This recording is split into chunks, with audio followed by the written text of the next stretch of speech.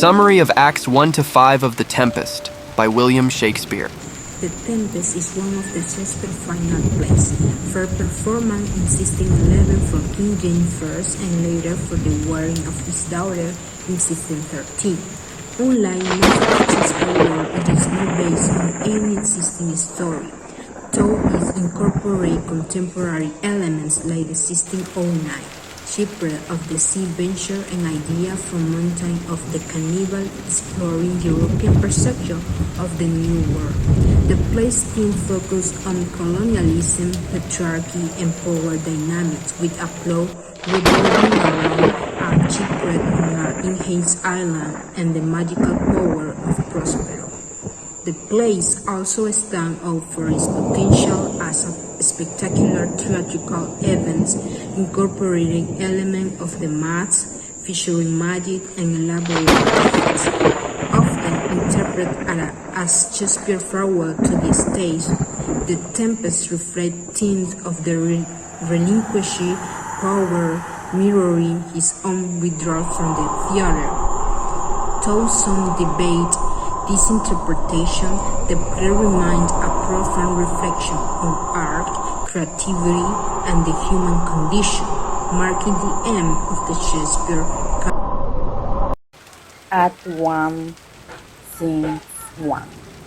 A storm scene wrecks ship cast by Prospero's Majesty flies Duke of Milan.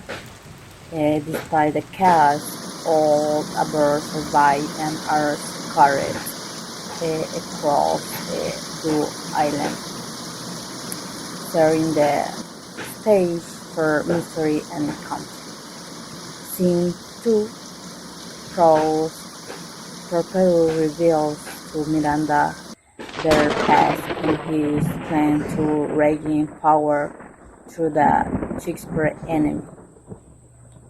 He summons Ariel and Caliban, finishing the letters while Ferdinand and Miranda fall in love with Prospero's past. Acts 2, Scene 1. Alonso, Sebastian, Antonio, and others are distressed by the loss of Ferdinand. Antonio and Sebastian try to kill Alonso, but a real intervention stops them, and they are caught, with Ariel promising to repair their treachery.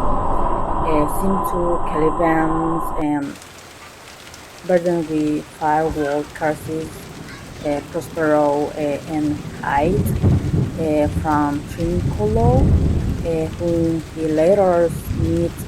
Trinculo and Stefano, drunken bottles, give Caliban liquors, and he mistakes Stefano for a god, pledging loyalty and promising to reveal the island's wonders. Act 3, Scene 1. Ferdinand carrying logs under Prospero, and Miranda fall in love after the offer to help him. They declare their feeling for each other, and Prospero secretly watch with their bond and help hopefully for their future despite his outward difference. Act 3, Scene 2. Caliban, Stefano, and Trinculo, drunk and arguing, plot to overthrow Prospero with Caliban arguing Stefano to seize his magic books, Ariel manipulating them with music and illusions. The ends their quarrel, leading them unknowingly towards a trap set by Prospero. Act 3, Scene 3. Alonso and his group mourning Ferdinand's death face further despair as Antonio and Sebastian plan to kill the king. Ariel creates a magical banquet that banishes and as a harpy accused them of their wrongdoing, leaving the group uneasy about their fate.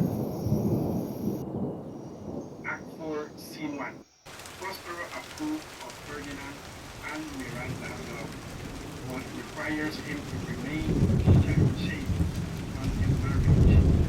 He staged a mass to bless the couple, but halts it, reflecting on life fleeting nature. Meanwhile, he sets a trap for Caliban, Stefano, and Trinculo, who are tricked by fine clothes and chased by dogs as punishment. SN1. Prospero, in his magic robes, prepared to end his sorcery, seeking reconciliation rather than revenge. He forgives his enemies, rebukes his brother Antonio for usurping his throne, and prepares to renounce his magic. When Alonso and the courtiers realize who he is, Prospero forgives them, reveals that Ferdinand is alive, and approves of his marriage to Miranda. The group rejoices, and they all head to Prospero's cell to celebrate and plan their return to Milan. Epilogue. Prospero alone addresses the audience, asking for their applause to break his magical powers and free him from the islands.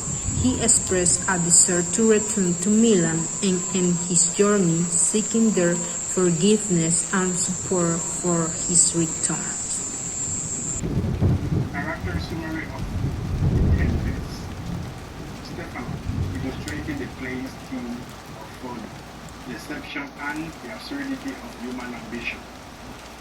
Adrian, a minor courtier, stranded on the island with Alonso and his group, part of the shipwreck party.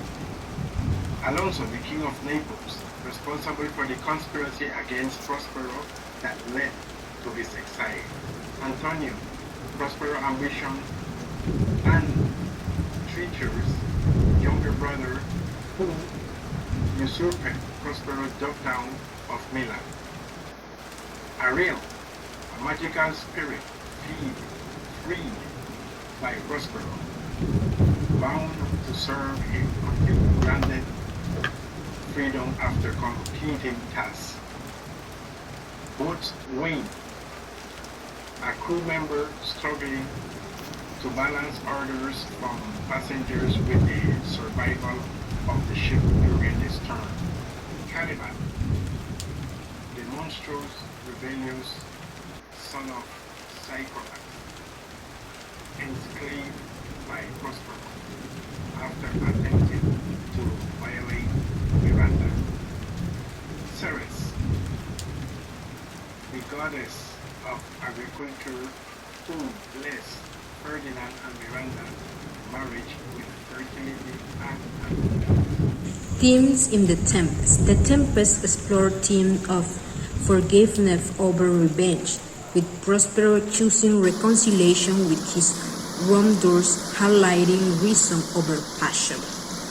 Magic and illusion are central, with Prospero control of reality reflecting Shakespeare's craft as a playwright, blurring the lines between the real and the illusory. Chastity is emphasized in the relationship between Ferdinand and Miranda, symbolizing moral order and control over passion. The play's contrasts the noble and brutal side of humanity illustrated by characters like Miranda, Ferdinand, and Caliban. The Tempest employs long bursts and rains and a big parameters, creating natural conversational tone for most of a dialogue, contrasting with the formal rains coupled in Prospero Max.